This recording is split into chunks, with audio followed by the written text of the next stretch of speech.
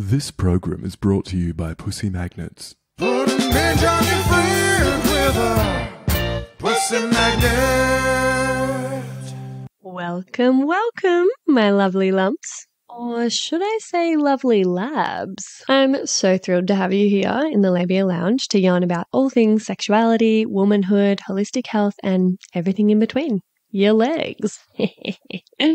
Can never help myself. Anyway, we're going to have vag loads of real chats with real people about real shit. So buckle up. You're about to receive the sex ed that you never had and have a bloody good laugh while you're at it. Before we get stuck in, I'd like to respectfully acknowledge the traditional custodians of the land on which I'm recording this, the Menang people. It's an absolute privilege to be living and creating dope podcast content on Noongar country, and I pay respect to their elders past, present, and emerging. Now, if you're all ready, let's flap and do this. Oh God, is there such thing as too many vagina jokes in the one intro? Whatever, I'm leaving it in. It's my podcast. Don't panic, you're not broken. Your sex education was a piece of shit. Get your flaps out and pull up a couch. It's the Labia Lounge. Hello, my labial lovers. Welcome back to the lounge. This week I've got a guest who got my attention on Instagram with his method of having sex called suction sex, which I'm going to ask him all about. And I'm just as curious as you are. So we're going to be learning about it together because I had a little squiz, but I was like, you know what? I'm actually going to save it for the podcast and I'm going to ask the questions and do the digging on the podcast. So, let me just introduce my guest today. I've got Aaron Michael, who's the author of Optimal Sex Life, creator of Bedroom Masterclass, and a sex and intimacy coach. He's also the founder of Suction Sex, a new method for the embodiment of penetrative sex. Aaron is sought out for his innovative approach to resolving intimacy issues and optimizing individuals and their relationships. With over 15 years of experience, he crafts bespoke embodiment programs for individuals and couples. Welcome, Aaron. Thank you for having me, Freya.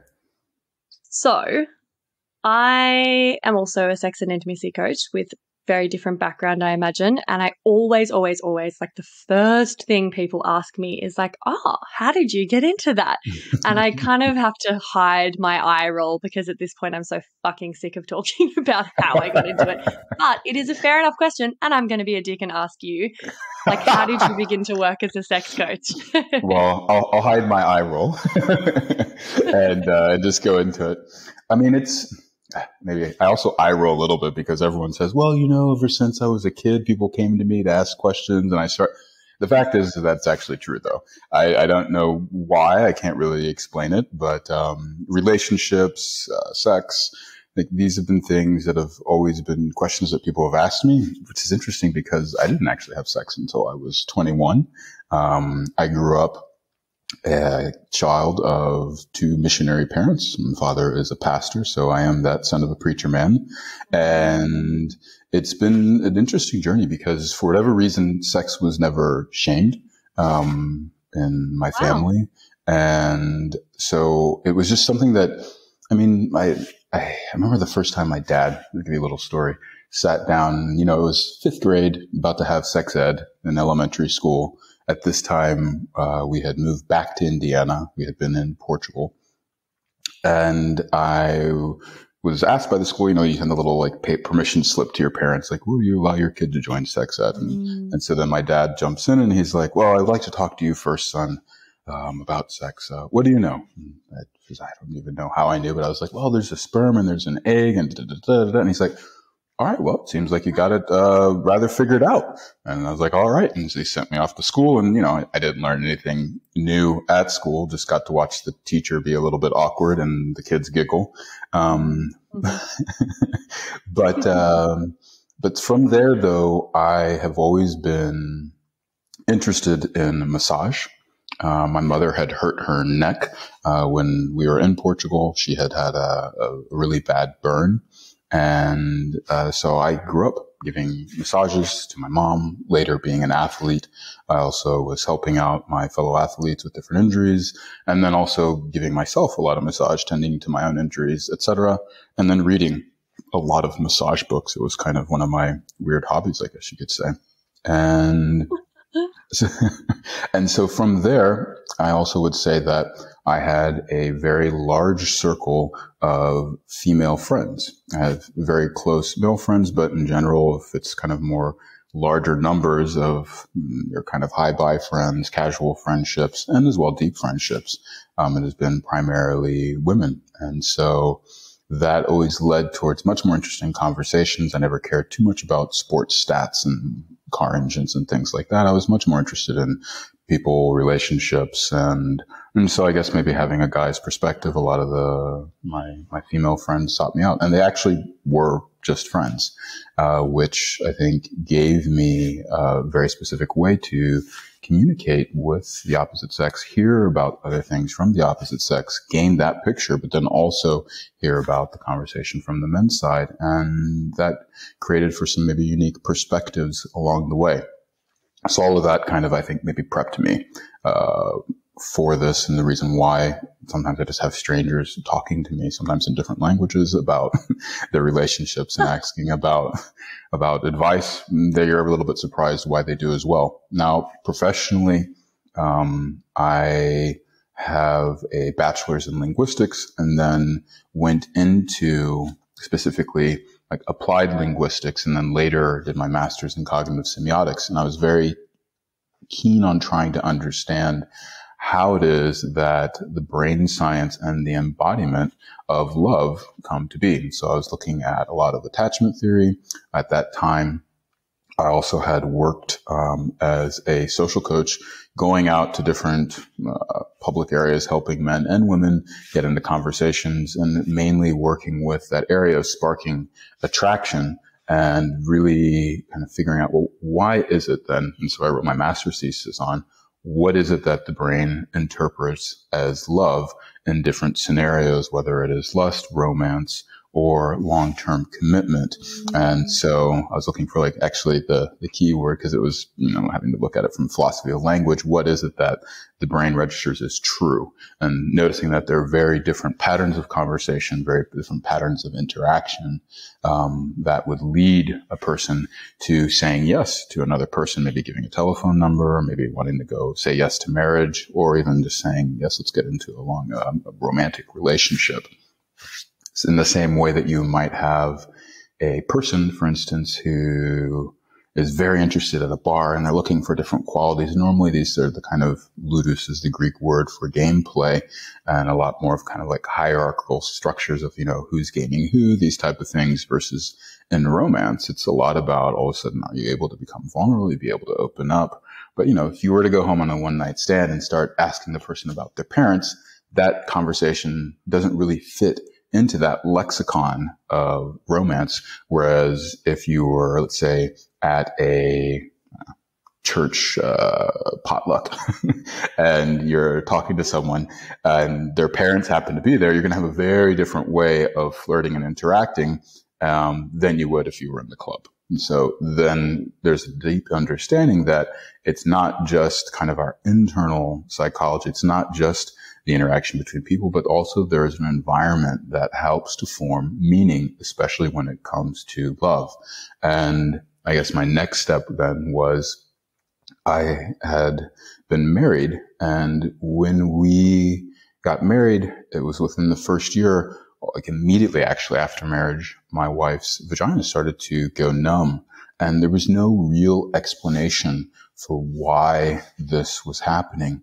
And with my master's training, I was really starting to look at the psychosomatic relationship that the mind is embodied, meaning that we don't have just a brain, we don't have a body, and that these things are separate.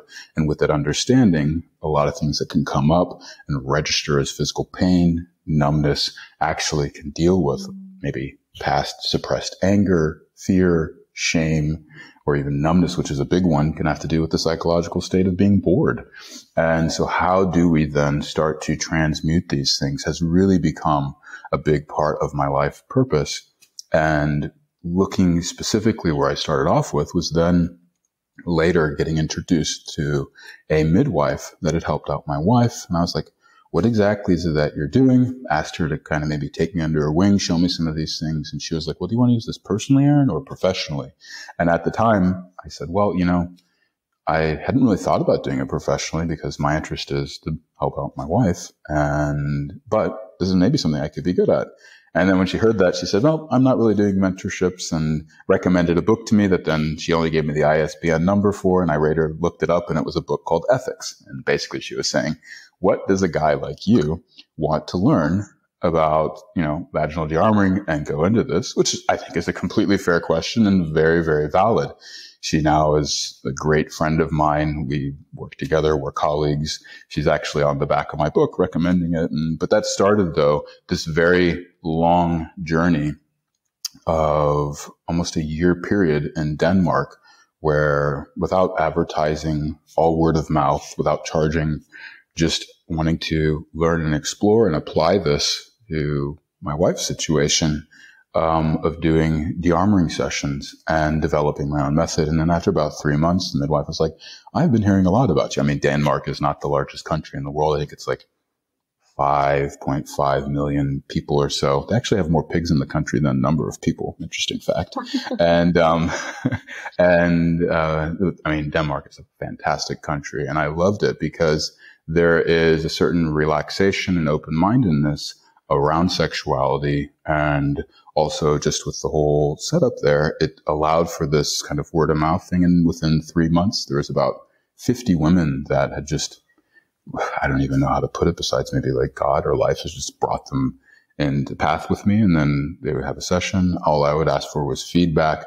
And then after 3 months, I'm realizing, oh my God, there seems to be a big epidemic here. So I start calling professionals. I called doctors, who then said, well, yes, there's a huge need for this. I have lots of clients that come to me.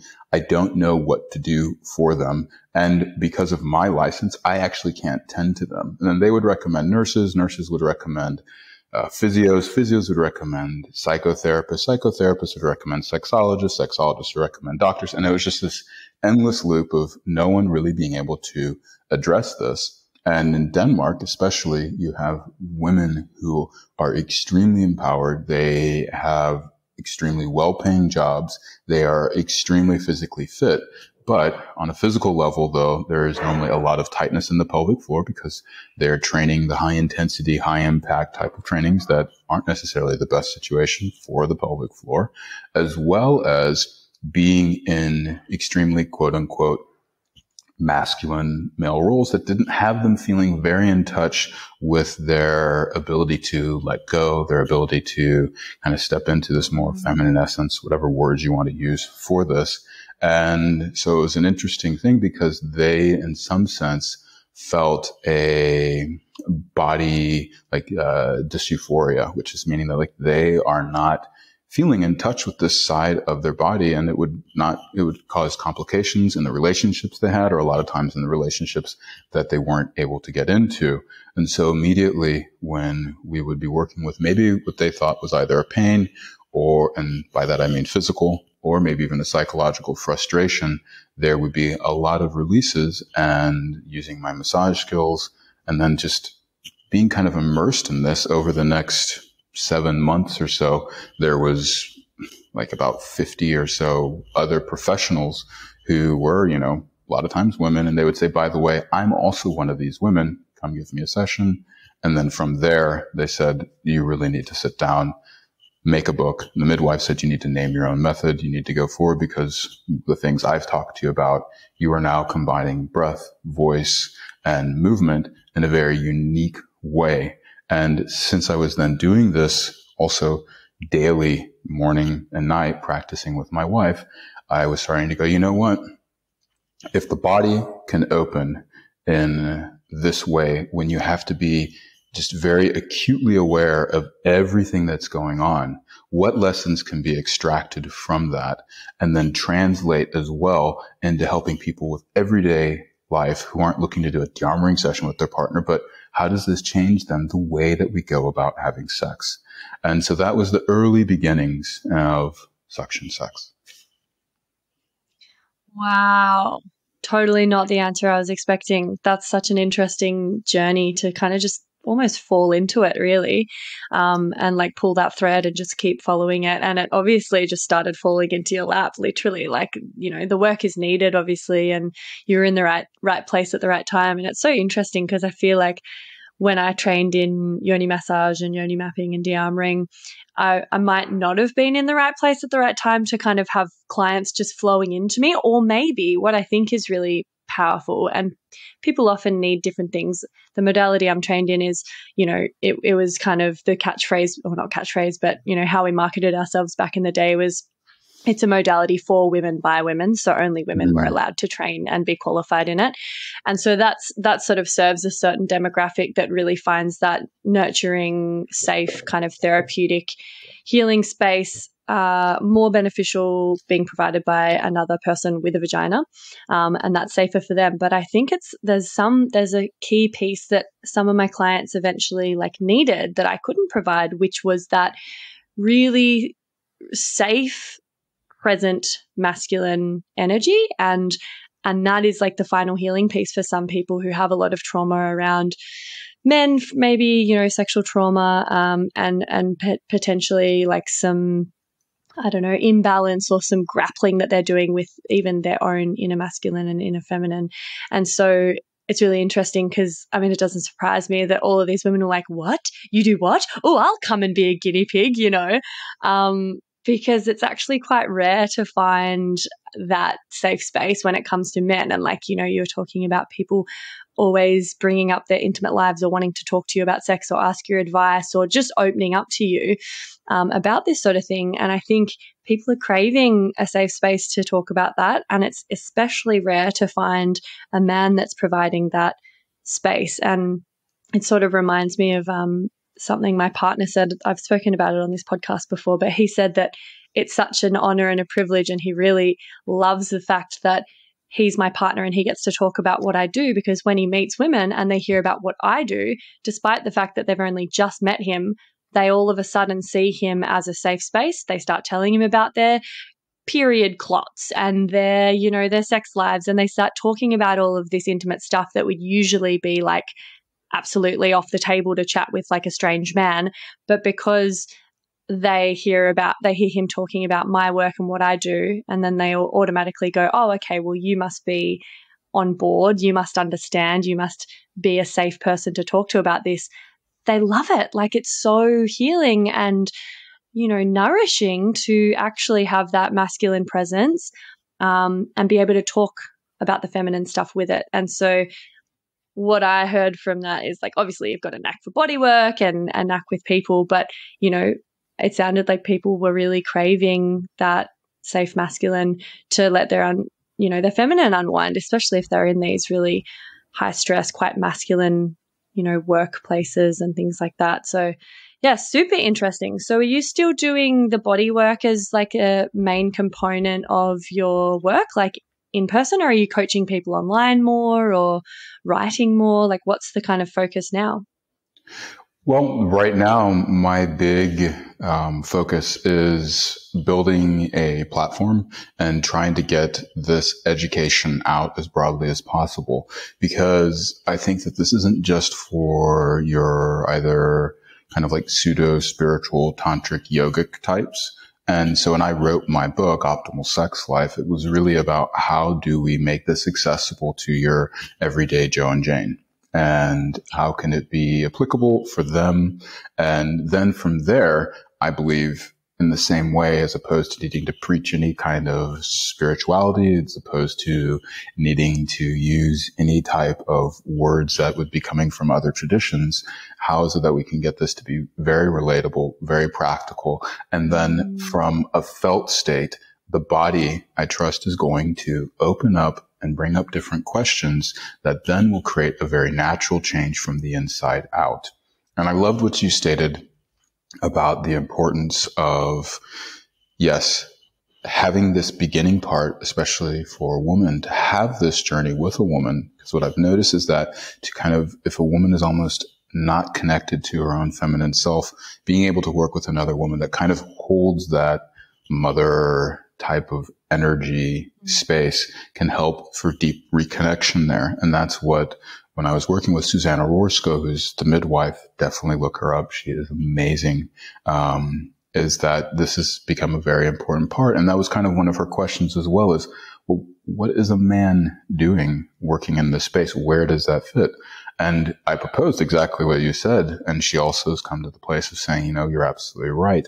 And so once a lot of women have dealt with the trauma on a certain level of their own self, then they want to be able to deal with the next challenge, which is, how do I now confront this in the space with a man that is going to help me lean into, whatever the thing experience was, and then have a new narrative be able to be rewritten from an embodied perspective, and then find that inside themselves that they have safety. But my passion right now is bespoke programs, but I have built online courses, which I've just started to release, just brought out 9 naughty nights or 9 dates for suction sex, which is a couples one. I also have a men's course, a women's course, but I'm always looking for how can a person start to not just work with themselves, but really begin to interact with the opposite sex. Because when I was working for an app, I quickly learned most people's questions are, well, how can I make a partner feel good? So as opposed to trying to, again, fight against that and say, no, you need to do these mantras, you need to do this and this and this. Instead, meet the person where they're at, give them the answers they have. And then as they start to go deeper down the rabbit hole, then these things will start to merge. So I love to provide educations either in live workshops going to Austin and just the end of this month, but also live events online, online programs and stuff, just to really get people, again, to be in touch with their bodies and have tremendous experiences, shared experiences with their partner, with themselves, and then from there, then starting to allow for a lot of the different questions and things that will naturally come up when you go on to a path of self-discovery. Dope. Love it. Yeah, I'm on the same page. Like, there's only so many, yonis I can map in one day, and there's only so many people I can help with the hands-on body work. So I've also kind of gone down that road of creating online programs and doing more stuff online and sort of workshop retreat stuff, so that, yeah, I can kind of like disseminate this information to more people more efficiently. Such as this lovely podcast you're doing. Yeah, totally. Exactly. So what are some of the biggest issues that you see like commonly coming up when it comes to the way that people are having sex and engaging in intimacy? Like, that's a huge question, but surely there's a few that, you just see time and time again and you're like, all right, the first thing we're going to tackle is this. Well, that's an interesting one. I mean, because I am really dealing with a vast array of issues with people coming to me. I mean, sometimes people are coming to me because I can't lift my left arm because I had a car accident and I have this inflammation or buildup of fluid in around my pelvic floor area. Or it even could be, I just want to be able to have better penetrative sex. And so one of the things that I do is get people in touch with their pelvic floor. I mean, it sounds so basic, so simple, so mundane, but if we are divorced from this part of our body, and again, we have to understand that the mind is embodied. So if we are divorced from sensation of our pelvic floor, there's also a very large chance that we are also divorced from this aspect of our sexuality. And I think it's Carl Jung that says, if you are not conscious of the subconscious, then your subconscious is going to run your life and you'll likely call it fate. So if we are that means that basically if we're not attached or not connected to this part of our body from our heart down, then it is in the unconscious and we go into a perfunctory mode when we engage sexually. So if you wanted to ask, well, why is it maybe then, Aaron, that you focus specifically on penetrative sex and a lot of your products and a lot of the different things that you help people work through? It's because that's where I find there is a serious dearth of information. I mean, if if people were just connected to their sexuality, then I probably would be dealing a lot with the brain. If they were not connected to their pinky finger, that's what I would be spending my sessions doing. But I want people to be able to have their whole body accessible to them and be able to think, feel, and process information from that. And that's where then, and the reason why I focus specifically on penetrative sex, because whether it's sex ed, which is telling you primarily how, you can get pregnant, if you can pee, if you can have a period, if you are able to ejaculate, then, everything's fine. You can have a kid and there you go. Or, if you're looking at porn, then it's kind of very performative. And even inside of, where we have our more sex positive education, there really isn't much on penetration. Everything is about the stuff that you do beforehand, the stuff that you do after. There's a lot of things on foreplay, but for whatever reason, and even inside of the actual tantric practices, which are more not their neo-tantra, but even then they have a lot of different types of visualizations, mantras. But how does all of this translate into the bedroom, specifically active penetration? And I think this is where then I talk about embodied love. Can I ask you a question actually really quickly? Hey, Babe Towns. So sorry to interrupt, but I simply had to pop my head into the lounge here and mention another virtual lounge that you've got to get around. It's the Labia Lounge Facebook group that I've created for listeners of the potty to mingle in. And there you'll find extra bits and bobs like freebies or discounts for offerings from guests who've been interviewed on the podcast, inspiring and thought-provoking conversations, and support from a community of labial legends. I also have an account on the fab new app Sunroom, which is a platform created by women for women and non-binary folk, and where there's no shadow banning or censorship of sex-positive content, unlike with the other platforms that I'm on. So you can hit up my Sunroom for extra content and real and raw life updates, because I'll be sharing on there from now on all of the stuff that I can't post anywhere else. My vision for both of these is that they become really supportive, educational, and hilarious resources for you to have more access to me and a safe space to ask questions that you can't ask anywhere else. So head over to the links in the show notes and I'll hopefully see you in there. And now, back to the episode. Of course. So when I think about embodied love, I normally will start off this way. I'll say, all right, Freya, what are some qualities that you would associate with love?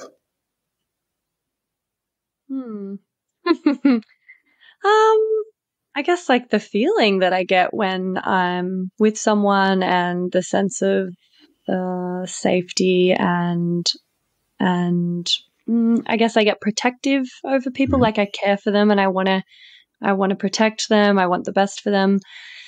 I don't know. That's actually something it's just something I do, but I don't think about that much, But it is tricky because we have such different, we're sold a certain idea of romantic love, and it's not necessarily very on point. It's more kind of commodified and designed to make us feel insecure, and jealous and possessive. Well, so another way of asking it too would be then, what are some of the values that you would associate with a person that you would go, okay, this is a person who is really like a loving, trustworthy partner, for instance? That they have my back and I have their back. That's like a really important thing to me is sort of, having one another's backs, and I guess like helping each other grow in a supportive, nurturing way, like always pressing one another to be better and do better. I mean, I'm a bit of a personal development junkie though, so that's kind of I'm a bit biased. But I don't know. Can't put my finger on it. No, but that's, I think, is really important. You mentioned safety, you mentioned security, having each other's back. There seems like some aspects of responsibility. And so my natural question then is always, okay, then how do these extremely important qualities translate into the act of sex?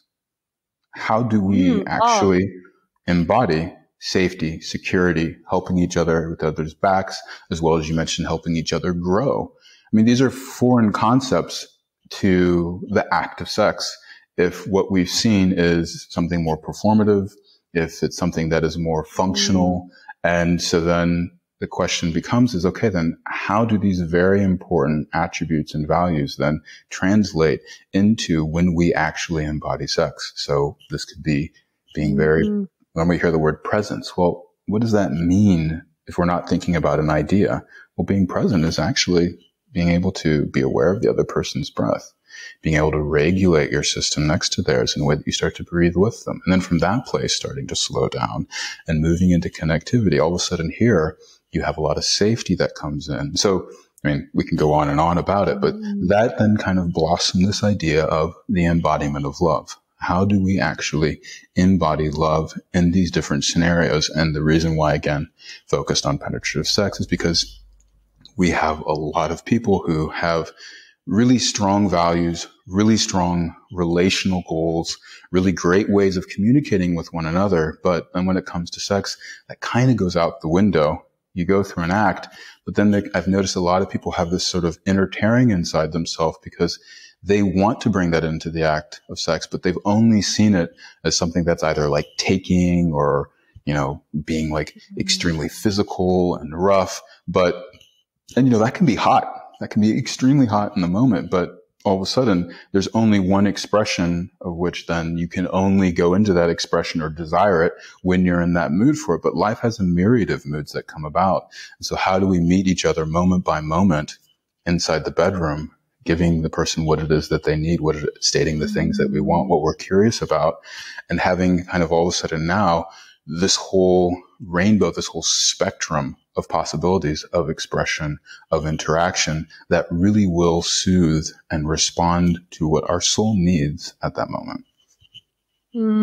Yeah. And I think that's what attracted me so much to sacred sexuality, I got into the whole realm of sexuality via Neo-Tantra, and I've done episodes on that and the sort of problematic pathways that you can stumble on via Neo-Tantra, but we won't go into that. But I think like that real difference between fucking and making love is something that I talk about a lot, and I bring into my coaching work as well, because my biggest kink, if anyone ever asked me like what's your kink, like what's really erotic to you, I'm like, I just like being completely in love with someone and like feeling like I can totally trust them and just like looking into their eyes and kind of just like making love to them. Like it sounds so vanilla, but that is the hottest thing to me. And I just have never been able to understand, you know, this. I understand why people fake orgasms, why people bring this sort of performance aspect into it. Like I get it. I know why that's happening. I understand why, that's people's default, and that's sort of the blueprint that we get shown. And so you don't know any better. And, you know, it's a very complex layered issue, but personally, it's never been my jam. And I've never really understood what the point of having sex was, unless it was to make love, you know, like, I guess I'm not like a sexual type. I don't, my sexual blueprint or erotic blueprint or whatever, it's not kinky. It's not sexual. It's not visual. It's totally about like the emotional safety and being met emotionally. And so like making love, I think, is just paramount to like plumbing the depths of at least like female pleasure to the extent that they can be plumbed. Like I think, sure, you can have an amazing time. You can fuck, you can get kinky, you can, you know, all of that stuff can be really enjoyable and fun and sexy. But you know what makes it even more fun and sexy is if you have like safety and trust and like respect for one another and amazing communication and love. Like that's, one night stands just never did it for me, you know, or at least it's at some point they stopped doing it for me because I was like, nah, I just need more. So like I totally agree with all of that. And I think a lot of the things that I see as being massive issues, like popping up really regularly, like when people come to me and I'm like, wow, okay, this is a really widespread issue.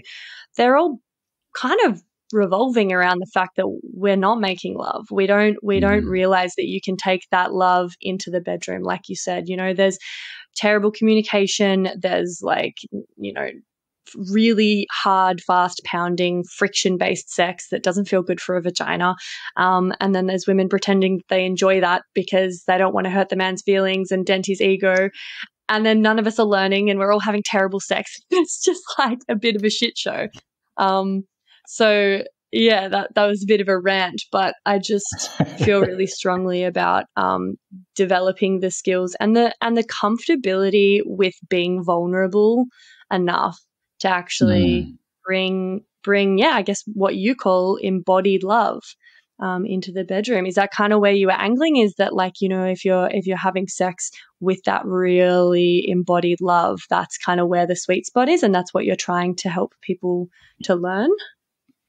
Well, a big passion of mine is to help people become more embodied, basically not having a divide between this false dichotomy of the mind and body.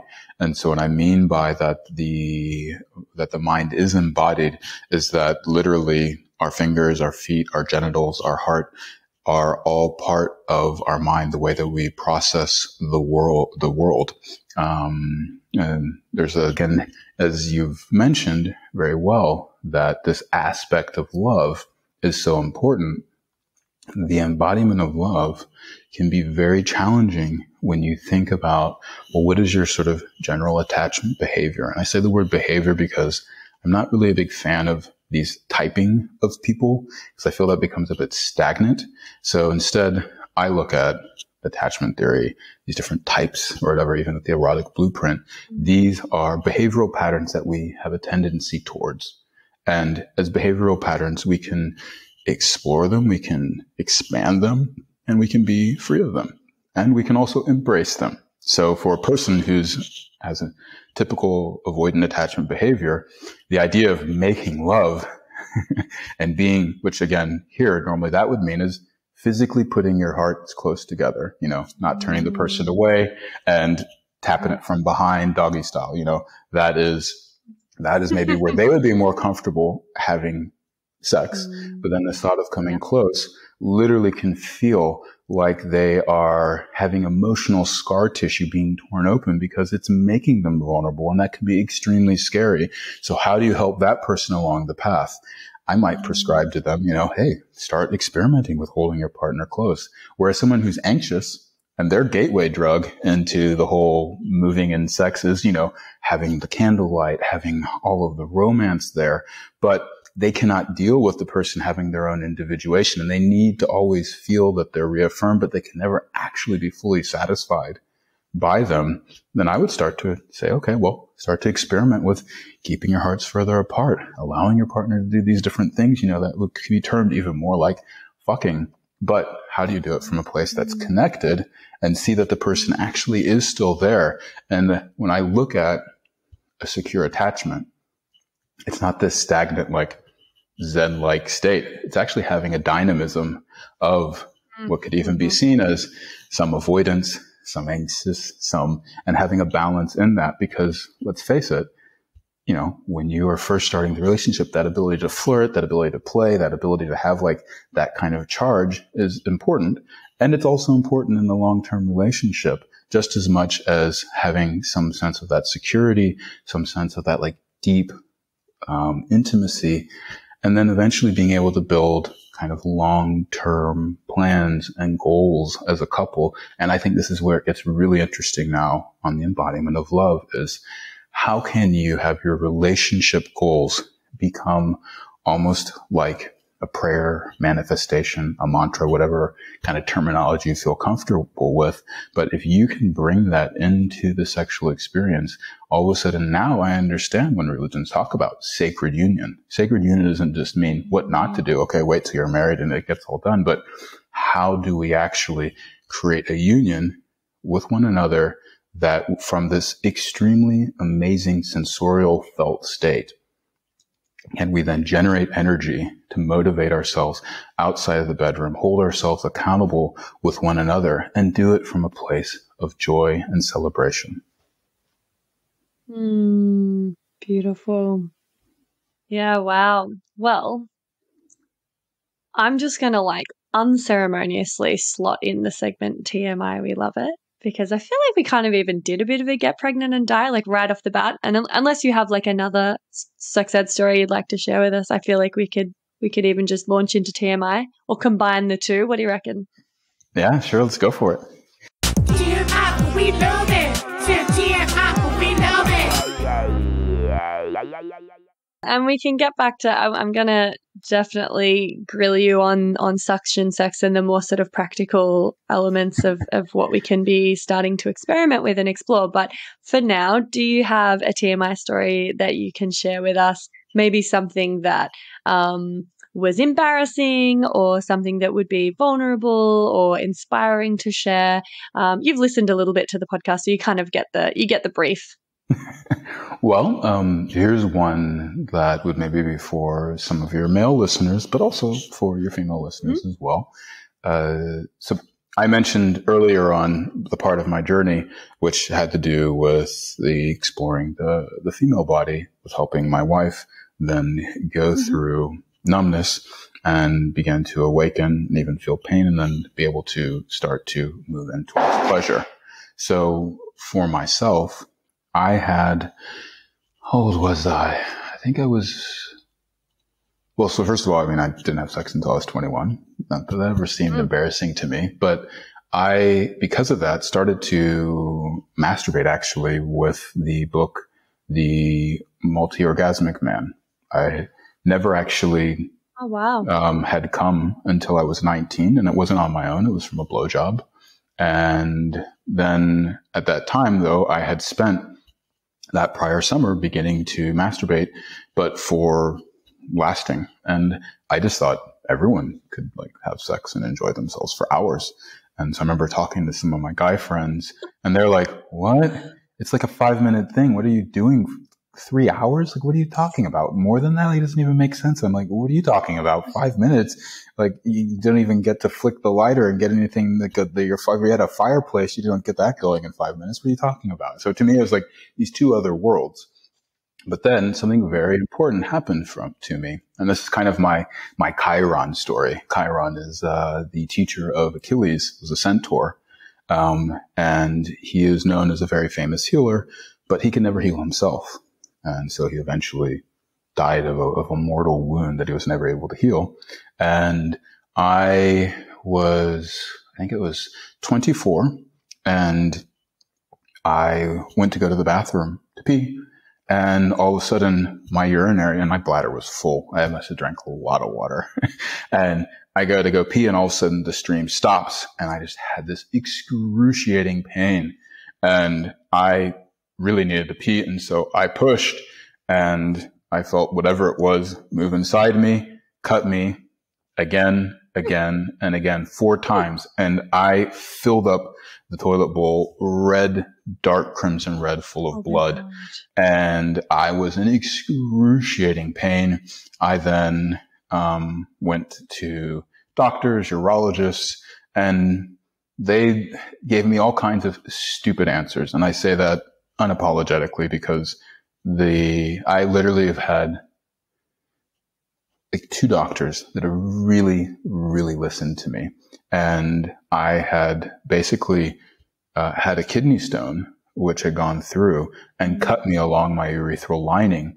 But the key is that on the inside of my bladder, where that orifice is, before it goes towards the prostate and into the urethra, become very familiar with my internal anatomy because of this. And this is kind of where I'm going maybe, because this has been a key piece on being able to relate better and help men that have lasting longer type of issues, but not just lasting longer to last longer, but to actually feel more while lasting longer and not have to think about, sheep, grandma, or whatever to distract oneself, which then again makes you very not present during the sexual experience, which your partner will notice that you're all of a sudden an empty shell. They're just pumping away.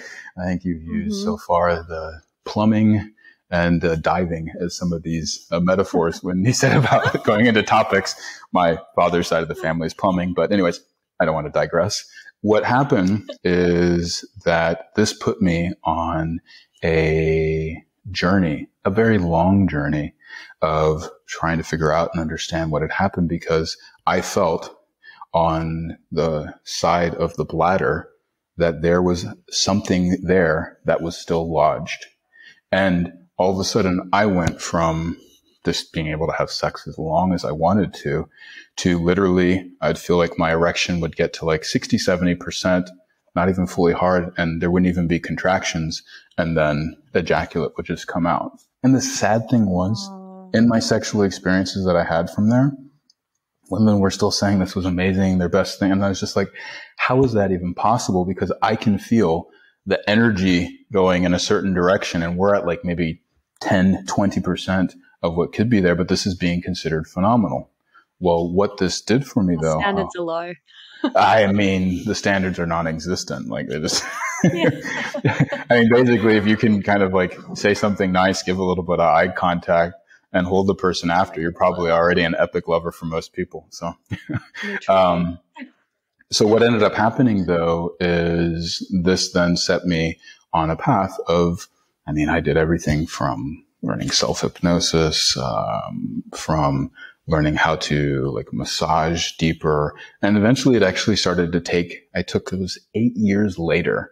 And I had doctors telling me, oh, maybe you just have like an STD. And I'm like, I'm not even having sex. I've had all kinds of tests. Like don't give me your gonorrhea or chlamydia pill. This isn't what I'm telling you. Like actually take a look with a urethral scope and see what's going on there. And that was the last thing that they really wanted to do. They would try and intimidate me saying, oh, that's going to be painful and blah, blah. I'm like, you don't understand pain, buddy. Like putting a scope in there is not anything compared to what happened when this thing went through and cut me. So 8 years later, I actually came across these metal tools called urethral sounds. I don't know, like these are, Yeah. And I took the thing out myself, basically. And I found the little stone that had been lodged in there and had scabbed over and everything. And I can't tell you the miracle it was when I pissed that thing out 8 years later after the fact, saw it sticking to the toilet. I'm like, you were the little guy. And my cock stood up straight out. It wasn't hard. It just turned a deep, dark purple. It was completely in its non-shower state. And it all of a sudden is buzzing like a tuning fork, where I feel the buzz not at the head of the penis, but beyond it, like kind of energetically out there. And I could start to move that point. And I was like, oh my God, this is interesting. So my wife comes home and she's like, Aaron, I want to try it out. And meanwhile, I'm like all kind of like in this altered state. I'm like, what? You're like, yeah, I want to try it. I'm like, oh geez, you women really are pleasure sluts. and so she jumps in and we do this, and I start moving this point with my mind, and it's like causing reactions in her. And I'm like, oh, whether you have like a centimeter or you have, 100 centimeters, all of a sudden this range of energetic cock, of energetic body, is what makes a huge difference in terms of sensation. I became very aware of my own sensory experience. In Optimal Sex Life, I talk about all the different types of factors that you can do to help set up the stage for you to, have your body on your side when you go into a sexual experience, to be able to last longer, but also to be able to feel more while doing that. Because it's such an important key. And also too, I think this is a takeaway for women, is understanding that normally we think of a guy's cock as only having worth if it's hard, if you can get it up, stay up, keep it up, and then ejaculate when you want to, so that you don't feel bad about yourself for not being also a good lover. And so this sensitivity around the importance and connection of a cock to the entire person, and how as well to be able to help as a partner, to be able to actually train and regulate your partner's arousal levels to help them be able to actually begin to expand their pleasure potential, becomes such an important aspect of kind of building these sexual bridges. So that way we are actually kind of clearing this orgasm gap, which essentially isn't just for women, but also for men, because they think that their greatest pleasurable experience is those, several seconds of ejaculating, as opposed to the energetic buildup that can be alive in their body, that can actually recharge them, and that they don't need to just, kind of dissipate it and make that tension go away, but can actually sit with it, harness it, and use it to fuel other aspects of their life as well. And now all of a sudden we have another key part of the penetrative act, the embodied love act, that gets to be rewritten as we repurpose it towards something that is much more in alignment with all the other aspects of our life. Whoa. That was like one of the wildest stories I've ever fucking heard. That's loose, dude. You got a urethral sounding instrument and dislodged a kidney stone from your own bladder. What? Yeah. Crazy. What a relief that must have been. Oh my God, it was a huge relief. And I can't believe, just going back to, you gave a perfect get pregnant and die in that as well. Don't have sex, because you will get pregnant and die. Don't have sex in the missionary position. Don't have sex standing up. Just don't do it. Promise? Because the fact that you hadn't masturbated until you were 19, you didn't have sex till you were 21, your first foray into that sort of content was the multi-orgasmic man. Who are you? Come on. That is the most unusual, especially now. If you think about, young boys, initiation into sex and into erotic pleasure now, it is just straight up porn and heavily friction-based wanking, and it's creating these absolutely atrocious lovers, which is creating this environment, in especially heterodynamics now, where as you're saying, women have no fucking standards, and they don't realize how much pleasure they can have and how someone could actually treat them.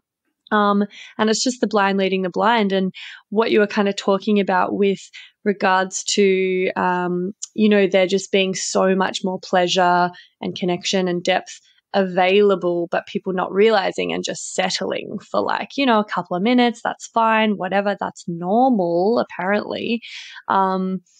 I'm always talking about this with regards to vaginas, because I think so many people think a little bit of clitoral pleasure is just about as good as it gets, and they completely bypass the deeper, longer lasting states of orgasmic pleasure that we can have through internal stimulation and penetration. So, so many people kind of don't really look much further than the clitoris and a quick kind of clitoral orgasm, which totally not, minimizing that. I've got a whole episode called "Clitgasms Aren't the Devil." Because, amazing experience to have. Yeah. But I really like to just give people the option and be nothing wrong with a clitgasm, but if you did want to go a bit deeper and explore other forms of pleasure, other ways to have orgasms, the internal structures of the vagina are pretty epic. Yes. And so maybe let's start to, traverse that inner landscape and use the clitoris as a gateway and a tool to kind of explore other forms of orgasm. And so when you're talking about focusing on penetrative sex, I love that, because I think it's been a little bit, I don't know, almost demonized. It's just most women can't orgasm from penetrative sex, and it's, it's crap for them anyway. And truthfully, it kind of is these days, because of the way that we're having penetrative sex and the way that it's been normalized, which is not really good for vaginas. It's only really good for massively desensitized cocks that just get friction wanked off constantly, in my opinion. And so I want to talk about, this method that you're calling suction sex, and how it's kind of revolutionizing penetration for both the cock and the pussy in this situation. Because it really isn't, we're not having I'm having awesome sex, but the amount of people I talk to that are having pretty shocking sex and that don't like penetration and that really prefer foreplay and they just do the penetrative bit to kind of like please the guy. That's just so sad. And it's so common for people to be like, yeah, like I like oral, but like, ugh, like sex can kind of, I can take it or leave it. Like the inside of my vagina is basically numb. Like, why would I enjoy that? And I'm just It's for his pleasure. Excuse the interruption, my loves, but I'm shamelessly seeking reviews and 5-star ratings for the potty because, as I'm sure you've noticed by now, it's pretty fab. And the more people who get to hear it, the more people it can help. Reviews and ratings help me curry favour with the algorithmic gods and get suggested to other listeners to check out. Plus, they make me feel really good and appreciated as I continue to pour my heart and soul into creating this baby for you. And I promise I don't mazz over them or anything. I mostly just tuck them away for a rainy day when I'm filled with self-doubt and existential dread about being self-employed, which is fairly frequently. So you see, leaving a review really does make a difference, and it's an easy little act of support that you can take in just a minute or two by either going to Spotify and leaving 5 stars for the show or writing a written review and leaving 5 stars over on Apple Podcasts. Choose your poison, or if you're a real overachiever, you could do both. Whoa now. If you are writing a review though, just be sure to only use G-rated words because despite the fact that this is a podcast about sexuality, words like sex can be censored and your review won't actually show up. Lame. Anyway, oh, what was that? Oh, you're going to go do it right now while I wait. Okay. Yeah. No, that's a great idea. May as well just quickly click that 5-star button before we get on with it and, like forget about it and get on with your day. I'm hearing them roll in. I'm hearing those 5 stars. Oh my God, I make myself cringe. Anyway, thank you, Muchly. You're a total gem, and I'll let you get back to the episode now. Yeah. So, yeah, what's suction sex? Give us the rundown. All right. Well, let's break it down. Let's jump into this. Well, one of the things that you mentioned, first of all, is penetrative sex, and we've been talking about that. And so the idea of penetration is one directional. I mean, the word vagina in the Latin is a sheath for a sword. Like it's basically an empty hole that you just kind of fill, and that's it. This concept of the vagina is just a hole that you penetrate. So the first part of suction sex is understanding that penetrative sex is actually bidirectional, meaning that as much as you have a person entering, you have a person who is swallowing you, bringing you in, engulfing you. We don't even have a word for this in the English language. I mean, I have spoken to so many people, played around with so many ideas of, is it going to be engulfment? Is it like swallowing? Suction is kind of the word that comes best for this because we just simply don't have it. And so an understanding now that sex is bidirectional gives us, secondly, a different way to orient sensationally. So if your idea of creating sensation inside an empty hole, and interestingly enough, it's not just guys, you also have a lot of women who can only feel anything if they're really getting banged hard and going into this kind of more fucking state. And a lot of times it's probably because of this more, what's it called, spectatoring, where you're seeing yourself from the outside and you think that looks hot. You can tell the other person's getting into it. And even just sensationally, okay, first 2 moments at least I can enjoy because it shocks me. And I can enjoy the last several moments when the guy comes because, that feels nice as well, potentially. You need a reorientation on sensation. So now, as opposed to feeling for harder, bigger, faster, which is what friction can give you, is how can you start to actually feel for the sensation of suction, what it is to make a suction seal. A quick little experiment as I will have a person take their finger, put it in their mouth, and start to move their finger as fast as they can while squeezing the lips down as hard as they can and see how much sensation you get from it. The second thing I'll do is I go, okay, now start to suck with your mouth and move your finger and see the difference of the sensation that happens there. And they go, oh, that feels better. And then they notice something else. They've started to move their finger differently. they've started to move their mouth differently.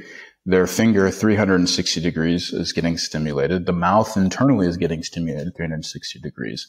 And now, because of understanding, and again, to do the bidirectional sex, you need to have access to that pelvic floor. You need to be able to be an active receiver, an adaptive giver. Then you have a different reorientation around sensation. But then all of a sudden, and this is the big part here on the third category, is that when you start to move your body differently and you start to use that sensation and generate energy, all of a sudden you have a repurposing as well of what sex can be in your life. Because now it's not just this one directional act. It's not just about harder, bigger, faster that's going to give you kind of this much of an experience, but instead now you have access to energetics. You have access to different types of pleasure experiences. You have different ways to communicate different types of values in the embodiment. And you have literally a entire new toolbox, a new philosophy, a new methodology around sex. And this is then that third phase where there's a whole bunch of change, because suction sex isn't just a series of techniques. In fact, what it becomes is this whole new toolbox of being able to relate to your partner in a different way based off of the communication and understanding of what it is that they truly need in that moment. How can you deeply meet them while also meeting yourself? And then from there, start to build a more robust nervous system so that you can go deeper and deeper into your edges and find an incredible amount of transformational healing around past experiences, but also optimization as we start to really step into our true human potential. Because let's face it, if you want to being a mature human, and the way I look at it, mature sexually doesn't mean that you have some pubes that are coming out now. It actually means that you have a certain comfort, understanding, and expression and use of sex as something that isn't just about mating, isn't just about ejaculation. And then all of a sudden now you have a repurposing. I think that last part is so incredibly important, because the kind of philosophies that we have, even if we look at like Taoism, you have the need for longevity. And so the sexual act is really about having more longevity. Tantra, it's about spiritual transcendence. I'm speaking in broad strokes here. With the kind of humanity in terms of passing on bloodlines, it was very much about passing on the bloodline. If you look at religion, it's about, the sacred calling of mating and repopulating the planet. But if you think about like, okay, if that is the goal, sex then gets physically expressed in a very specific way. That doesn't necessarily go into, well, what happens if we actually place pleasure as a centerpiece of what is important in our health? What can pleasure do for us in reconditioning ourselves to not have all these self-limiting beliefs? What can sex do for us if it becomes something that actually energizes us and empowers us, as opposed to then depleting us after 5 minutes and making us tired and just having to go to sleep? How do we do all of these kind of self-improvement practices? And then where does sex have its rightful place in that? So when you can start to, again, understand that sex is not just one directional, when you can start to orient your bodies around creating a different type of sensation, and then we have the experience of that, and then start to see, well, what are the implications in the rest of our life? This is what I mean by suction sex. And there's levels to that. There's many levels to it. And you just continue exploring it. That's the most beautiful thing, is that I'm a lifetime learner. Like I'm not the person I was yesterday or the time before. I always want to be learning more and going deeper. And I think that's also a very important part when I've looked at what builds healthy, long-term romantic relationships, which is out of the thousands of papers I went to write my thesis on the embodiment of love or in activism and going through attachment theory, I found like 2 papers that even mentioned that there was something possible, such as long-term romance. And this is when you start to move beyond the kind of neurotic romantic aspect of it. And these were the things that they said. That you, 1, as a couple had shared common interests. 2, that you then had a shared hobby. And 3, that you had an ability to be playful and play within that with your partner. That was actually the essence of being able to have long-term romance. And these couples described it as not the neurotic aspect of romance earlier on, because they said, well, my body couldn't maintain that, like over a 20-year period. We're not built for that. But what better way than to have sex and the sexual experience become your hobby, become your shared experience, become your area of play with one another, which allows for discovery, which allows for adventure. And then you're not doing the same routine. You're continually finding out who it is that you're meeting day by day on a very, very intimate level. Because hopefully if you are growing, then the people you were when you first met 20, 40, 60 years ago won't be the person you are that day.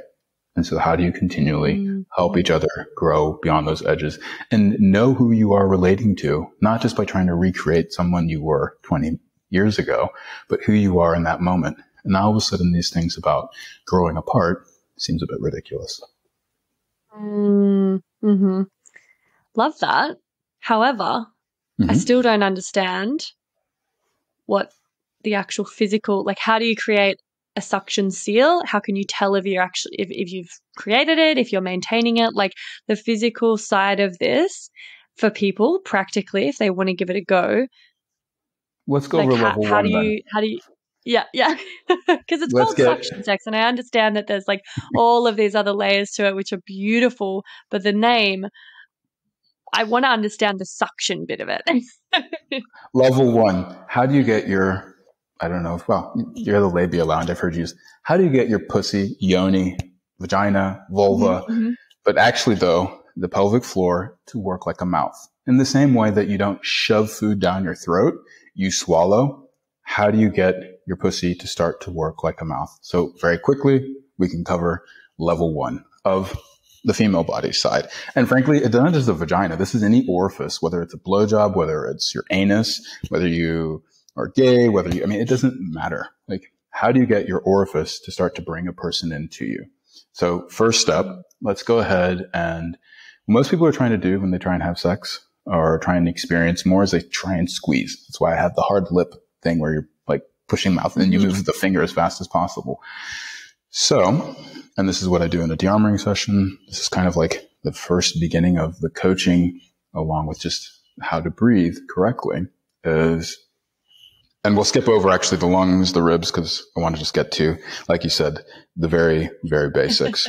If you just were to give a little push as if you were trying to increase your urinary stream, see if you can feel a sort of swell around your perineal area. That's the area between your vaginal opening and your anus. If you're a man, it would be your balls and your anus.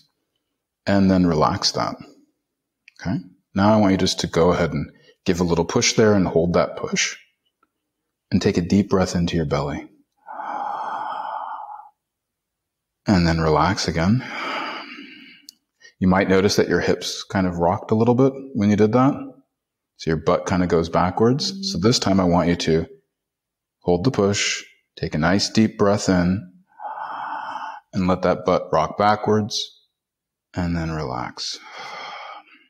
Literally what you're doing as you develop that skill is getting your vagina to open like a mouth, and then relax and bring something in.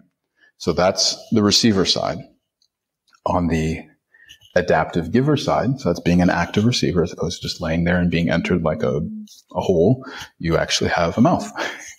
Now, as a adaptive giver, as opposed to penetrating and just puncturing and pushing through, support your weight and allow the person to pull and bring you in. And once they've brought you into the depth that they like, as opposed to thrusting and banging forwards, back it up. Take your hips and go backwards. So now what you essentially have is a mouth that's sucked in the phallus, and then that phallus can reverse. And there will be this slight sensation of suction where like the penis is being held, or the dildo, or the strap-on, or the finger, whatever. That now you've gone through 1, penetration becomes bidirectional. 2, you have a reorientation on sensation. And 3, you then have a new way of creating more sensation and embodying it. That is the most basic level of it. We haven't got anything about learning how to isolate your hips, learning to play with that pelvic floor as like a gearbox for pleasure, how to then start to go into like cervical stimulation. And so I would say then, like, if you get deeper into it, is understanding, well, what is the landscape inside? What is the actual anatomical structures that we're interacting with? How can we align these anatomical structures to create very specific types of sensations inside the body? And then how can we then start to go into stimulating these anatomical areas to different levels? And then from there, it gets deeper and deeper and deeper. But the very, very basic is, can you, as an active receiver, bring a person into your body, and then as an adaptive giver, allow yourself to be brought in, and as opposed to trying to push for more sensation, is actually going backwards, because that's going to create that first little bit of suction. And then from there, the snowball starts and the rabbit hole goes deep. Amazing. Yeah, I think I might naturally sort of do that anyway sometimes. There's definitely like, and from my work with Yoni massage, like I know that not only can the vagina create that sort of drawing in suction effect, but the cervix sometimes, if you've got a really like articulate cervix, even like sometimes my partner says he can feel my cervix like latching on and sucking onto the head of his penis, which is totally a thing. And then that's kind of like a double layer of suction. So now we're talking like level 3, like literally, like it's so important, because we're told, for instance, the cervix is just this numb part of our body that isn't innervated, has no sensation, but man, the energetics that are there. And you will find that whether you're at the very entrance of the vagina, like literally you could just take the head of the penis and just place it at the entrance and start to experience suction. Normally just before and just behind each one of these quote unquote erogenous zones that we can find within the vagina. And frankly, I really like the term CUV complex, because you're not dissecting the clitoris from the vagina, from the urethral sponge, CUV, clitoral, urethral, vaginal complex.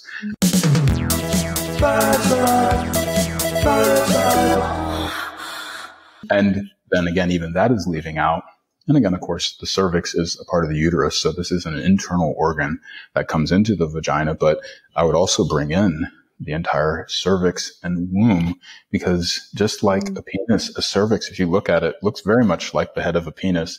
It definitely does get erect, and it definitely can create suction. And by the way, so can a penis. It's able to actually suck and pull fluids as well as shoot them out. So these type of things are what I really like that you're saying, is because it shouldn't have to be something that people go, oh, that's completely foreign. No, actually, it's really natural. And the fact that we're already doing it, especially in that really connected, like deep, intimate sex, you feel that your bodies are one. These things are starting to happen. The cervix is naturally going to do that. And that's when most guys bust, because it's like sucking our souls out, you know? And we're like, oh, how do we deal with this energy that's there?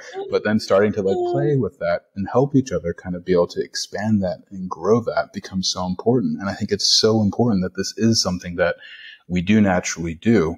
And then how can we build off of it? It's like we naturally walk, but when we want to run, we can naturally run. But then, but that coach will sit there and help you turn all of a sudden your run into a sprint, and then you can optimize and optimize and optimize and get stronger and stronger and stronger at it. It should be no different with sex. It's my opinion. Totally. It's a skill that we can practice, and you know, especially if you've got someone you can practice with regularly, then you can practice together and get even better at that skill. And I definitely tip my hat to your partner. It's good to know that there's other men out there like that, and you sound very lucky to have someone like that in your life. Oh yeah, no, totally. And I was just about to mention like what it was like to be someone who nerds out on this stuff and studies it and practices it myself, but be like back when I was in the dating pool and trying to find that partner that could meet me on that level, that, you know, wasn't really intimidated or weirded out by the way that I wanted to have sex. It was really tricky because, you know, like I I know the potential and I know how I like to be treated and where I want to go with my lovemaking. And then when you were, I don't know, with someone new, or you're kind of having a bit of like casual sex and seeing where it goes, often I would, find that people, they had, I guess, acclimated to a certain kind of sex, and like physically their cocks were pretty desensitized because they kind of, really just had this hard and fast pounding sex, or when they masturbated, it was gripping it really hard with like no oil and just very friction based. And so they actually needed so much more stimulation and like intensity to feel anything.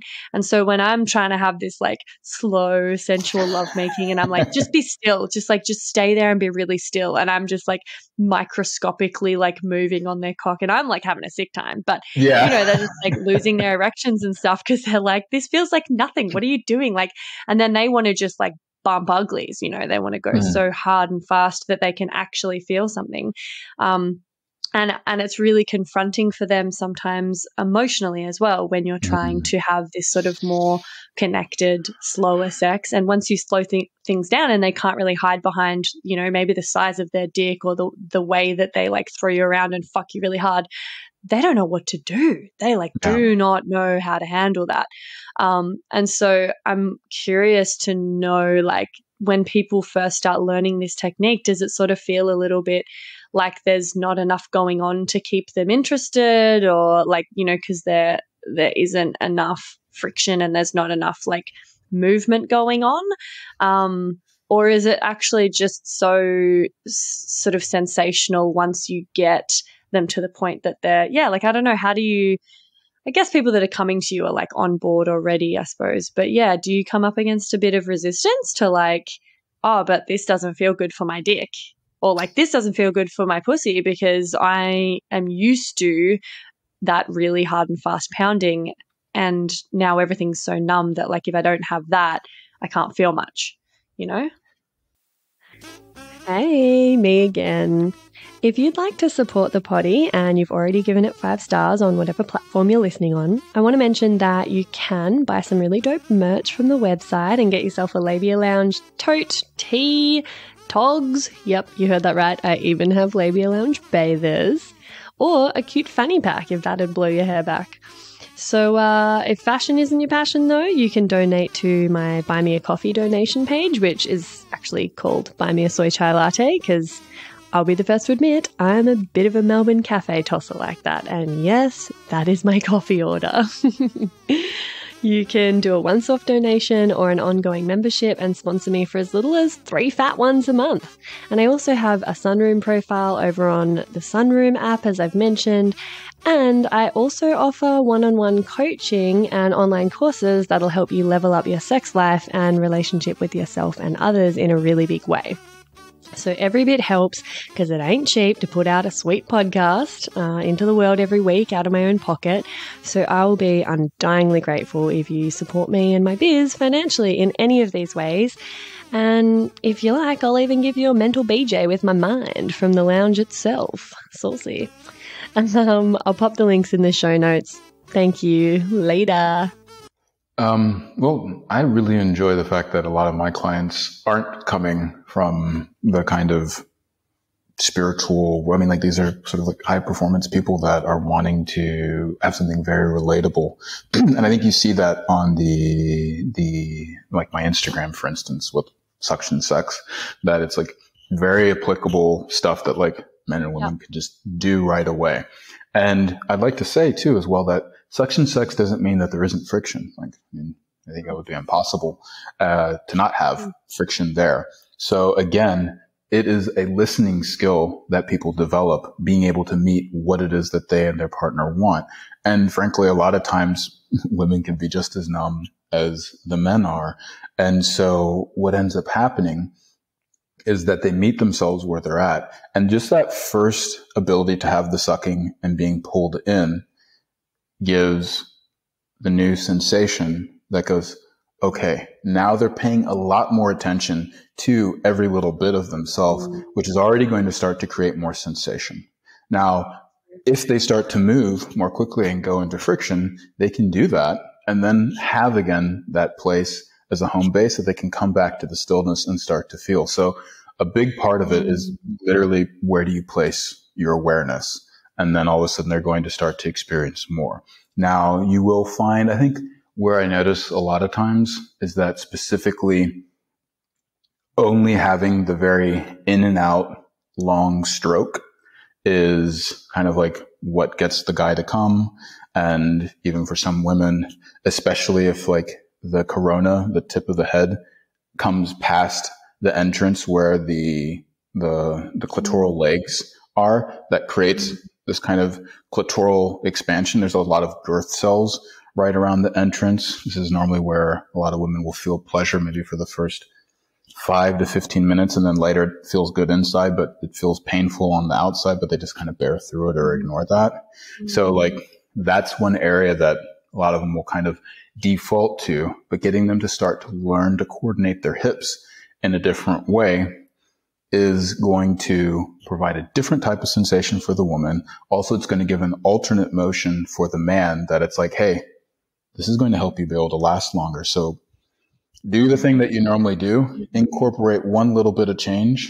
And that's what actually the 9 dates for suction sex, that whole product is, how can you do what you do and change just one thing in each date? And by the time you finish the 9 dates, you will be having sex in a very different way. So I think it's really important that we don't have people just kind of abandoning what they've already done, but rediscovering how they're actually already doing a lot of the things that are there.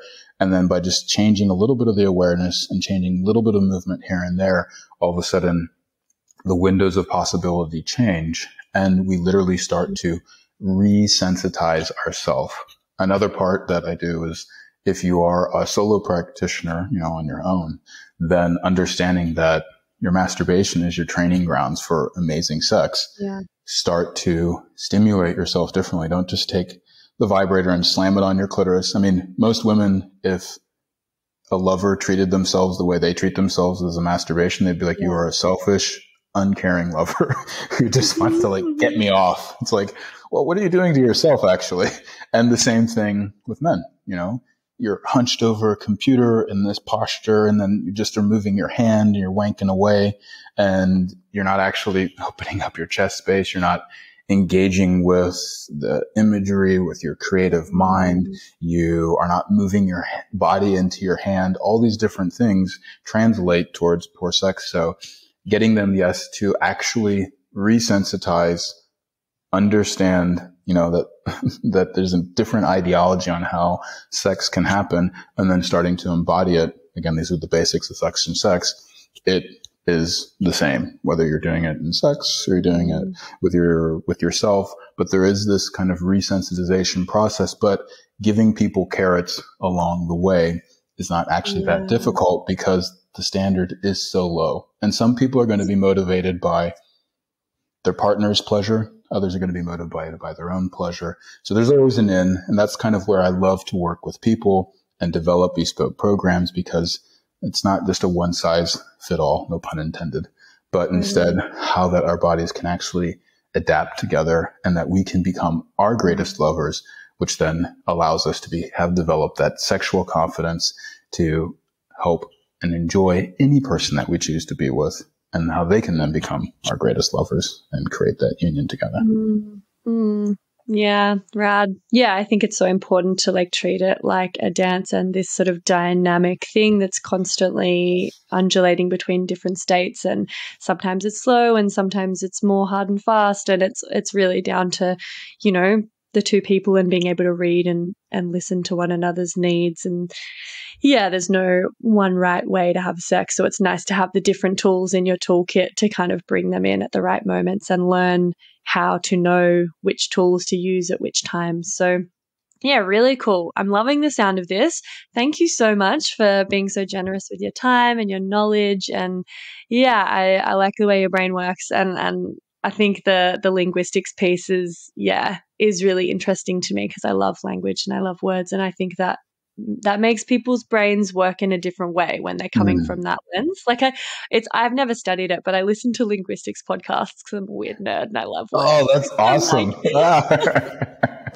And it's really cool, because I find that people who are into that. Like the way, I guess you just have more words and a deeper understanding of words to then explain and articulate other things, and to have these thought processes with like all of these extra words back. Does that make sense? I don't have the words to articulate what I mean right now. Anyway, thank you. It's been a pleasure. Well, Freya, thank you for having me on. Thank you for your curious mind, as well as for what you are bringing out to the world, because I find one of the most powerful things that when I listen to your podcast, what you're doing is that you're normalizing the conversation around sex, regardless of what words people use, because most people just don't talk about it. And the fact that you can be fun, that you can have humor, joke, but at the same time, I feel the deep reverence inside you, as well as irreverence. I think that just really humanizes everything and makes it relatable. So thank you for having me on, and thank you for the work that you do. Oh, stop. Thank you. Love that. I'm going to put your links in the show notes, and you've got a free gift for everyone that I'll put in the Labia Lounge Facebook group. So definitely check out Aaron's work. I think on Instagram, it's Suction Sex. Is that right? Yep. You'll see everything on Suction Sex with Instagram. There's links in there, but I'll also provide them here for you as well. Cool. Recon. All right. Thank you, everyone. And that's it, darling hearts. Thank you for stopping by the Labia Lounge. Your bum groove in the couch will be right where you left it, just waiting for you to sink back in for some more double L action next time. And in the meantime, if you'd be a dear and subscribe, share this episode, or leave a review on iTunes, then you can pat yourself on the snatch, because that, my dear, is a downright act of sex-positive feminist activism. And you'd be supporting my vision to educate, empower, demystify, and destigmatize with this here podcast. Also, I'm always open to feedback, topic ideas that you'd love to hear covered, or guest suggestions. So feel free to get in touch via my website at freyagraph.com, or say hey over on Insta. My handle is Freya_graph_YMT, and I seriously hope you're following me on there, because damn, we have fun. We have fun. Anyway, later labial legends. I'll see you next time.